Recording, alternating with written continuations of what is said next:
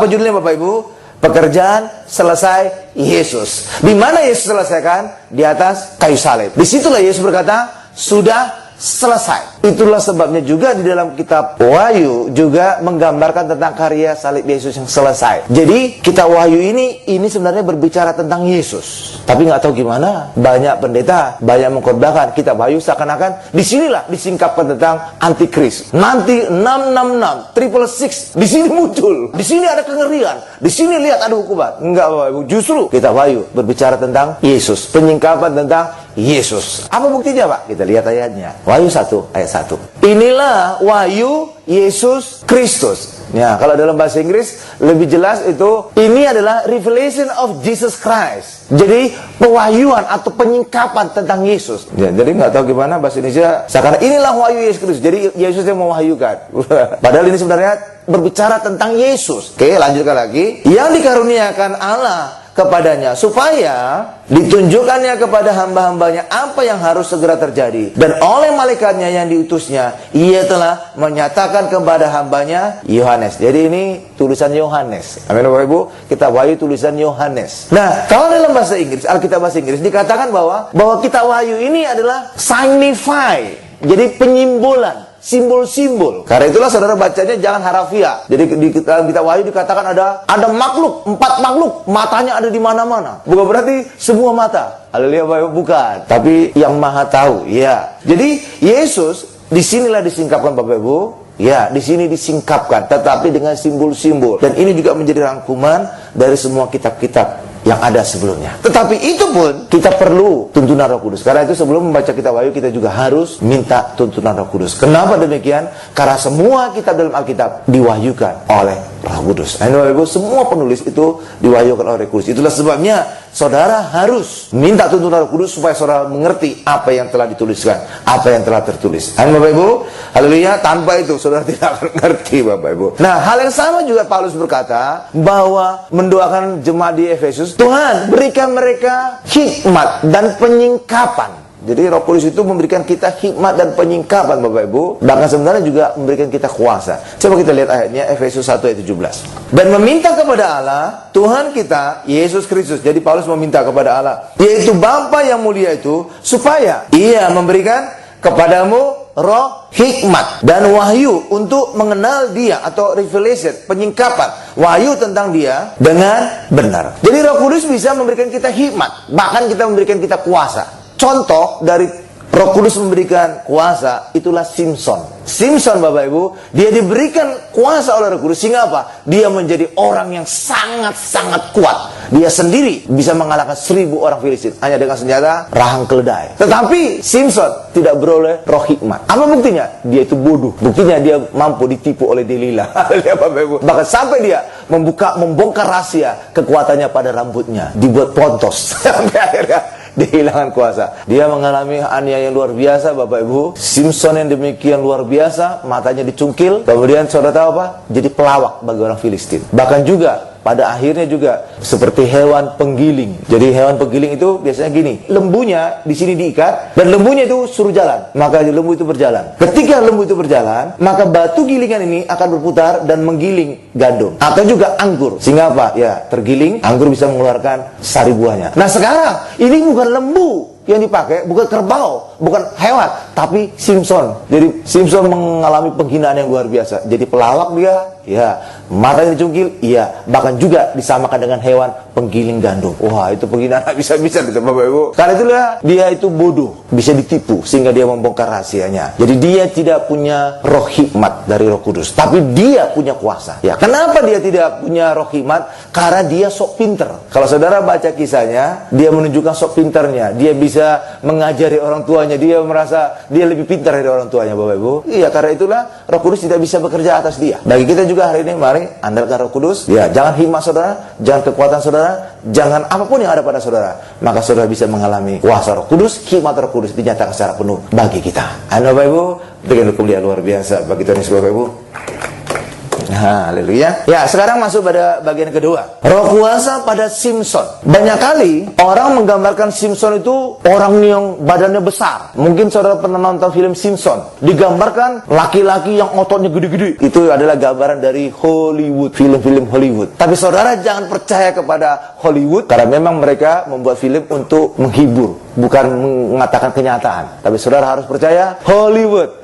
Itu dia firman Tuhan. Amin, Bapak Ibu. Nah, firman Tuhan berkata, di mana engkau lemah, di situ kuasa Tuhan dinyatakan. Itu dikatakan Paulus, Bapak Ibu, dalam Korintus. Di mana aku lemah, di situ kuasa Tuhan dinyatakan. Itulah sebabnya kalau Tuhan memberikan kuasa kepada Simpson demikian kuat, pasti fisiknya Simpson itu adalah orang yang lemah. Kalau Simpson itu kuat, tidak akan pernah Tuhan akan mengurapi orang dengan kekuatan Roh Kudus. Enggak pernah. Kenapa? Karena Allah ingin urapannya membawa kemuliaan semuanya untuk Tuhan, bukan untuk si manusianya. Jadi kalau saudara kekar diurapi Tuhan, maka saudara berkata, memang aku kekar, karena memang diriku kekar. Aku kuat, karena memang aku kuat. Tapi ketika saudara tidak kuat, mungkin krempeng, kurus, mungkin juga Simpson itu kurus, Bapak Ibu. Tambah lagi rambutnya gondrong, panjang, udah kayak cewek, Bapak Ibu. Jangan-jangan jalannya juga gemulai, setengah-setengah gitu, Bapak Ibu. Tapi justru di mana kelemahan itulah, di situ kuasa Tuhan dinyatakan. Jadi saya percaya, justru Simpson itu bukan orang yang bodinya besar. Karena kalau dia bodinya besar, kuasa Tuhan tidak bisa dinyatakan sempurna. Justru bodinya tidak meyakinkan. Mungkin kurus krempeng, jalan kayak angklung, tulang rusuknya kelihatan semua, Bapak Ibu, satu demi satu, bisa dihitung. Rambutnya juga panjang. Ya, dan itulah memang postur yang sempurna bagi Tuhan. Supaya apa? Supaya semua kemuliaan Tuhan, segala kemuliaan hanya pergi kepada Tuhan saja. Ibu, itu dinyatakan dalam Korintus. Coba kita lihat Korintus 2 Korintus 12 ayat 9. Tetapi jawab Tuhan kepadaku, cukuplah kasih karuniaku bagimu, sebab justru dalam kelemahanlah kuasaku menjadi sempurna. Sebab itu terlebih suka aku bermegah atas kelemahanku, supaya kuasa Kristus turun menaungi aku. Jadi kuasa Kristus bisa menaungi Simpson, karena memang Simpson itu lemah. Jangan-jangan jalannya juga gemulai. Dan inilah postur yang sempurna untuk kuasa Tuhan dinyatakan, supaya hanya kemuliaan hanya bagi Tuhan saja. Haleluya, Bapak Ibu. Memang secara fisik tidak layak. Dia lemah secara fisik. Itulah sebabnya kuasa Tuhan bisa sempurna atas Simpson. Ayo, Bapak Ibu. Saat itu jangan gambarkan Simpson itu fake, bodinya gede segitiga. Wah, luar biasa pokoknya. Gede gitu. Enggak. Kalau gede gitu, kemuliaan tidak semua untuk Tuhan, tapi kemuliaan juga untuk manusia itu sendiri. Haleluya, Bapak Ibu. Dan Tuhan tidak ingin berbagi kemuliaan. Segala kemuliaan hanya bagi Tuhan saja. Amin. Karena itu hari ini kita punya gambaran tentang Simpson, itu bukan gede badan. Karena itulah kuasa Tuhan bisa dinyatakan sempurna atas Simpson. Ayo, Bapak Ibu. Tetapi dia tidak berhikmat, karena ya itu tadi, dia tidak mengandalkan hikmat Tuhan. Dia sok pinter. Malah karena dia sok pinter, akhirnya jadi kepinteran, malah jadi bodoh, sehingga bisa ditipu oleh Delilah. Tapi bagi kita hari ini sadari bahwa hikmat Tuhan, hikmat Roh Kudus ada melingkupi kita, sehingga saudara percaya andalkan Roh Kudus, maka saudara akan mengalami terobosan, ide-ide cemerlang. Ada banyak hal yang luar biasa kita lakukan di dalam kehidupan. Ayo, Ibu. Sama seperti, lihat saja pendeta terkenal di seluruh dunia, termasuk juga di Indonesia. Itu adalah orang-orang yang sebenarnya tidak pantas untuk khotbah, tidak mampu untuk khotbah. Tapi justru di mana kelemahan mereka serahkan kepada Tuhan, justru menjadi kekuatan, sehingga mereka bisa jadi pendeta besar. Ambil contoh lah, ada pendeta yang gendut, suka ngelawak gitu, lucu, Bapak Ibu. Masa mudanya justru orang yang gagap, tapi ketika dia serahkan kelemahannya kepada Tuhan, justru dia menjadi pendeta yang luar biasa, besar. Sama juga pendeta, ada satu juga di TVRI, sekarang udah keluar juga, itu pendeta yang merasa paling ganteng di dunia, Bapak Ibu. Tapi saudara tahu masa lalunya, masa kecilnya, justru orang yang tidak bisa ngomong, orang yang pemalu. Sampai ketika disuruh nyanyi di kelasnya, selalu nyanyi cuma satu, itu aja diulang-ulang. Kuku-kuku begitulah bunyinya, kakinya bertanduk, hewan apa namanya? Ayam. Pernah jadi pendeta besar di TVRI. Karena itulah baik kita hari ini, saudara jangan minder atas kelemahan saudara. Tapi serahkan kelemahan kita. Justru di mana saudara lemah, di situ menjadi kekuatan saudara. Kenapa bisa demikian? Karena ketika kita serahkan kelemahan kita kepada Tuhan, kuasa Tuhan dinyatakan sempurna, dan kuasa Tuhan pasti besar. Itulah sebabnya di mana kelemahan kita, justru kemudian akan menjadi kekuatan kita. Amin, Bapak Ibu. Sekarang kita masuk pada bagian yang berikutnya, Bapak Ibu, bahwa orang Kristen harus bertumbuh. Jangan hanya minum susu, tapi juga mari bertumbuh untuk kita menjadi besar, dan kita juga bisa makanan-makanan yang keras. Amin. Coba kita lihat Ibrani 5 ayat 13 sampai dengan 14.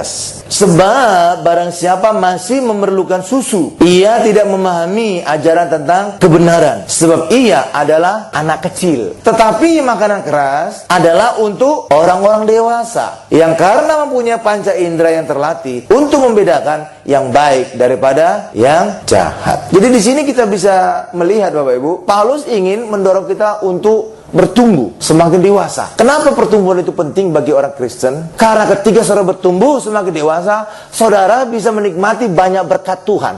Banyak variasi berkat Tuhan saudara bisa nikmati. Ya, saya ambil contoh gini aja, gampang. Bayi selalu minum susu. Mungkin saudara tahu di tempat ini ada makanan enak. Ya, mungkin saudara tahu dulu di situ ada Tony Romas, misalkan steak, ribsnya, mamma mia lah pokoknya. Jadi walaupun itu makanan yang enak, ya mungkin saudara bisa makan sampai 4 atau 6 ribsnya Bapak Ibu, enak memang. Tetapi seenak-enaknya itu jangan saudara kasih kepada bayi saudara, mati dia nanti. Karena dia baru minum susu. Saudara kasih daging, waduh, apalagi tulangnya, ngangkut di lehernya, mati dia. Artinya bayi itu belum bisa menikmati hal-hal yang enak, makanan yang enak, bahkan juga hal yang menarik, yang exciting, yang luar biasa. Mungkin saudara suka naik motor, mungkin saudara suka naik mobil bagus. Bayi tidak bisa nyetir mobil, bayi tidak bisa nyetir motor. Itulah sebabnya saudara harus bertumbuh dewasa supaya saudara siap menikmati semua berkat-berkat Tuhan. Makanan enak, capcay, fuyung kai, ribs, segala macam, naik mobil, naik motor, segala macam, saudara bisa nikmati kalau saudara dewasa. Tapi kalau saudara masih bayi,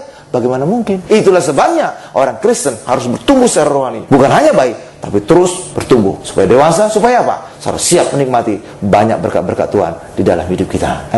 Tanpa saudara bertumbuh, saudara bayi, nggak akan bisa saudara menikmati berkat lain. Mati kita nanti, keselak. Lah iya dong, karena itu harus bertumbuh. Itu satu. Jadi kita bertumbuh supaya kita bisa menikmati berkat-berkat Tuhan yang bervariasi, yang banyak dan segala macam. Bapak Ibu, jadi bukan hanya susu. Itu satu. Yang kedua, supaya saudara bisa berbuah. Saya tanya ibu-ibu, siapa yang bisa melahirkan? Ketika bayi atau sudah puber? Atau sudah akil balik? Pasti yang setelah puber. Benar Bapak Ibu? Artinya setelah dewasa, cukup dewasa. Benar? Kalau bayi mana mungkin bisa? Dia aja baru dilahirkan, bagaimana mungkin melahirkan? Hal yang sama juga ada secara kerohanian. Ketika saudara bayi, sampai kapanpun saudara tidak akan bisa menghasilkan buah. Saudara harus dewasa, baru bisa melahirkan, baru bisa menghasilkan buah. Buah-buah, itu dua. Jadi saudara harus bertumbuh supaya bisa menghasilkan buah. Yang ketiga, karena pada akhirnya kita nanti akan menjadi mempelai Kristus. Mempelai hanya orang dewasa. Tidak mungkin mempelai itu bayi. Dari mana jalannya? Karena itulah kita harus bertumbuh dewasa sampai pada akhirnya nanti pada kedatangan Yesus kita siap menjadi mempelai Kristus. Tanpa kita bertumbuh dewasa sampai kapanpun kita tidak akan mungkin menjadi mempelai Kristus. Karena itulah hari ini bagi kita harus bertumbuh supaya tadi 3 hal. Saudara bisa menikmati berbagai berkat Allah. Yang kedua, supaya saudara siap untuk menghasilkan buah-buah roh. Yang ketiga, supaya kita siap nanti pada akhirnya untuk menjadi mempelai Kristus. Amin. Berikan kemuliaan luar biasa begitu disebut Ibu. Haleluya. Jadi hari ini mari sadari bahwa kita harus bertumbuh secara rohani. Tapi saudara, itu bertumbuh itu berbeda dari cara dunia. Kalau orang bertumbuh, bagaimana cara orang semakin dewasa Bapak Ibu? Biasanya semakin dilatih dia untuk mandiri. Mungkin anak saudara gitu, ya saudara izinkan dia untuk mengerjakan sendiri, tidak harus ditemani oleh babysitternya atau pembantu. Supaya apa? Dia semakin bisa mandiri dan semakin dewasa. Benar Bapak Ibu? Jadi bertumbuh dewasa secara dunia dengan membuat dia menjadi mandiri. Tetapi di dalam kerohanian, di dalam Yesus, justru kita bisa dewasa ketika kita semakin tergantung kepada Yesus. Semakin kita tergantung kepada Yesus, semakin kita menjadi dewasa. Justru ketika kita lepas jauh dari Yesus, justru kita tidak akan bisa bertumbuh. Jadi kita bertumbuh harus menyantol, harus mengacu, harus ada di dalam Yesus. Di luar Yesus, saudara tidak akan bertumbuh dan saudara tetap menjadi bayi rohani. Karena itulah kedewasaan hanya bisa terjadi, kedewasaan hanya bisa tumbuh ketika kita semakin dekat dan mengandalkan Tuhan di dalam kehidupan kita. Amin Bapak Ibu, berikan kemuliaan luar biasa bagi Tuhan Yesus. Haleluya, haleluya. Sekarang kita masuk pada bagian yang ketiga. Hagar adalah gambaran hukum Taurat. Galatia 4 ayat 25. Hagar ialah gunung Sinai di tanah Arab, dan ia sama dengan Yerusalem yang sekarang, karena ia hidup dalam perhambaan dengan anak-anaknya. Jadi Hagar ini adalah gambaran Mesir, gambaran gunung Sinai, dan di mana disitulah juga hukum Taurat turun di hari puncak gunung Sinai. Ayo Ibu, 10 perintah turun di puncak gunung Sinai. Itulah sebabnya Hagar adalah gambaran Taurat, dan Hagar itu adalah hamba. Dan hamba diusir dari janji, dari warisan Allah. Karena itulah Hagar dan Ismail diusir dari kehidupan Abraham. Orang yang dipilih, orang yang diberkati, orang yang akan menjadi bapak orang beriman. Ayo Ibu? Iya, dia diusir. Ya, itulah sebabnya bagi kita hari ini, saudara tidak lagi hidup dalam hukum Taurat. Kalau saudara hidup dalam hukum Taurat, maka saudara, kita semua bisa menjadi Hagar dan Ismail. Kita terusir dari hadirat Tuhan. Kita terusir dari janji berkat Tuhan. Kita terusir dari warisan kerajaan surga. Amin? Iya. Karena Hagar itu berbicara tentang hukum Taurat dari Gunung Sinai Mesir. Karena itu bagi kita hari ini saudara bukan lagi hamba. Amin, Bapak Ibu, saudara adalah anak. Tapi nggak tahu gimana, banyak pendeta mengajarkan bahwa kita selamat karena anugerah, tetapi kita bisa menjadi benar dan diberkati dan kudus ketika kita melakukan hukum Taurat. Itu sebenarnya ajaran yang salah. Kenapa Bapak Ibu? Kita buktikan. Saudara kudus karena apa Bapak Ibu? Saya tanya saudara. Karena darah Yesus membasuh saudara. Darah Yesus membasuh dosa kita sehingga kita menjadi kudus. Jadi saudara kudus bukan dengan melakukan hukum Taurat. Tuh, terbukti. Hal yang sama juga yang kedua adalah saudara benar bukan dengan melakukan hukum Taurat. Itu perjanjian lama. Tapi saudara benar karena saudara percaya kepada Yesus yang telah melakukan hukum Taurat. Amin. Itu dikatakan Roma 10 ayat 4. Kristus adalah kegenapan hukum Taurat sehingga kebenaran diberikan kepada orang-orang yang percaya. Jadi saudara memperoleh kebenaran Allah bukan karena berbuat hukum Taurat, tetapi karena saudara percaya kepada Yesus yang telah menggenapi hukum Taurat. Nah, ini dia. Karena itulah bagi kita hari ini, saudara selamat karena anugerah, maka saudara juga kudus karena anugerah oleh darah Yesus, dan saudara juga benar karena anugerah oleh Yesus. Haleluya Bapak Ibu. Jadi semuanya adalah karena anugerah, bukan karena hukum Taurat. Jadi salah sekali berkata kita selamat karena anugerah, maka saudara kita semua benar dan kudus karena melakukan hukum. Itu salah. Itu sama saja berkata kepada Abraham, Abraham, panggil lagi Hagar supaya engkau bisa menghasilkan anak perjanjian. Padahal apa? Hagar itu sudah diusir. Gambar taruh sudah diusir. Iya, jangan lagi panggil. Jangan lagi kita di dalamnya. Dan memang kita di dalam Yesus, kita telah ditebus dari kutuk hukum Taurat. Berapa Bapak? Galatia 3 ayat 13 dikatakan, Kristus menebus kita dari kutuk hukum Taurat dengan jalan menjadi kutuk karena kita, sebab terkutuklah orang yang tergantung di atas kayu salib. Lah, Yesus telah menebus kita dari kutuk hukum Taurat dengan kematian di atas kayu salib. Ngapain lagi kita kembali kepada hukum Taurat? Kita nanti mengalami kutuk lagi. Dan itu sama dengan saudara menyalibkan Yesus kedua kalinya.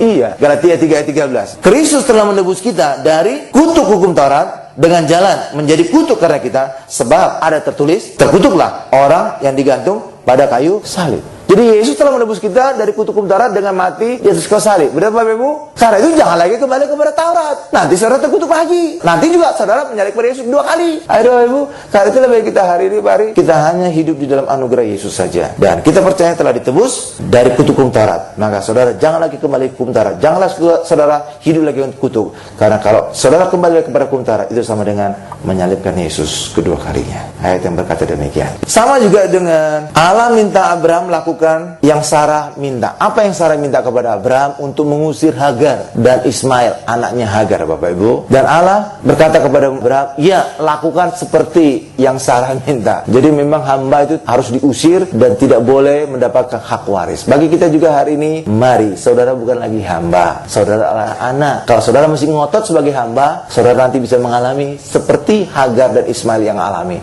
Bisa terusir dari hadirat Allah, bisa terusir dari warisan Allah.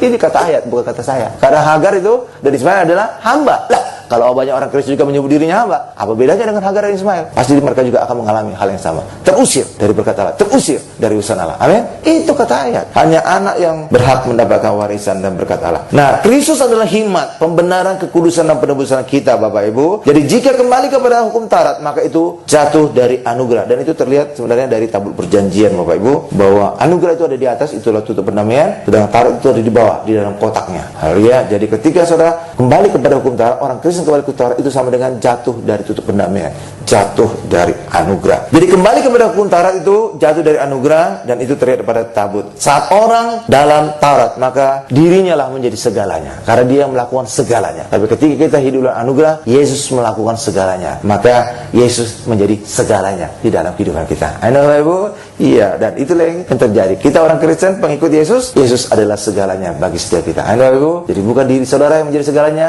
tapi Yesus adalah segalanya. Karena itulah izinkan Yesus melakukan segalanya bagi kita.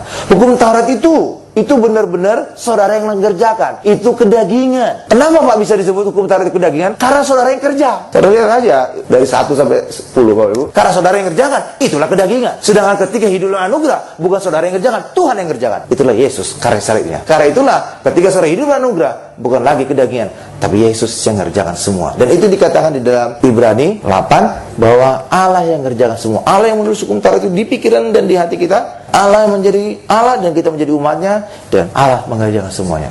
Dan itulah hidup di dalam anugerah, Allah yang mengerjakan semuanya. Ya Bapak Ibu, dan ketika orang hidup hukum Taurat, mereka yang mengerjakan dan pasti gagal. Karena Taurat itu sempurna, sedangkan manusia itu tidak sempurna. Bagaimana mungkin manusia yang tidak sempurna mengerjakan hukum Taurat yang sempurna? Pasti gagalnya. Karena itu aneh sekali. Saya pernah, ya kemarin saya lihat video di YouTube. Ada pendeta besar, pernah juga di TVRI, berkata, kita harus sempurna, sebab Allah itu sempurna. Dan kita sempurna dengan perbuatan kita. Bagaimana mungkin kita sempurna dengan perbuatan kita? Kita aja tidak sempurna. Kita bisa sempurna hanya kalau Yesus yang mengerjakan. Karena Yesus adalah sempurna. Ayo ibu, itulah sebabnya dikatakan dalam Ibrani juga, Yesus dengan satu korban saja telah menyempurnakan kita. Sekali untuk selamanya kita yang telah Dia kuduskan. Amin. Ibrani berkata demikian. Jadi hanya Yesus yang bisa menyempurnakan kita, bukan perbuatan baik kita. Amin. Itulah sebabnya. Wah, pendeta itu saya dengar di YouTube. Dan apa yang terjadi Bapak Ibu? Apa yang dia ucapkan? Dia gagal. Karena apa? Ketika dia mengandalkan kekuatan sendiri untuk sempurna, maka Tuhan angkat tangan. Dan ketika Tuhan angkat tangan, maka dialah yang mengerjakan kesempurnaannya. Dan iblis datang menyerang, pasti kalahnya dia. Dan terbukti dia terdengar mengalami dosa, melakukan dosa. Lihat Bapak Ibu. Karena itulah bagi kita, jangan andalkan kesombongan saudara untuk menjadi sempurna, untuk menjadi kudus. Pasti gagal saudara. Karena Allah menjadi angkat tangan terhadap saudara. Ketika angkat tangan, iblis menyerang saudara, pasti saudara kalah. Tapi ketika saudara andalkan Tuhan, Tuhan turun tangan, maka Tuhan memagari saudara, melindungi saudara, memproteksi saudara, sehingga apapun serangan iblis pasti gagal atas hidup kita. Ayo, karena itu andalkan Yesus untuk kesempurnaan, untuk kekudusan hidup kita.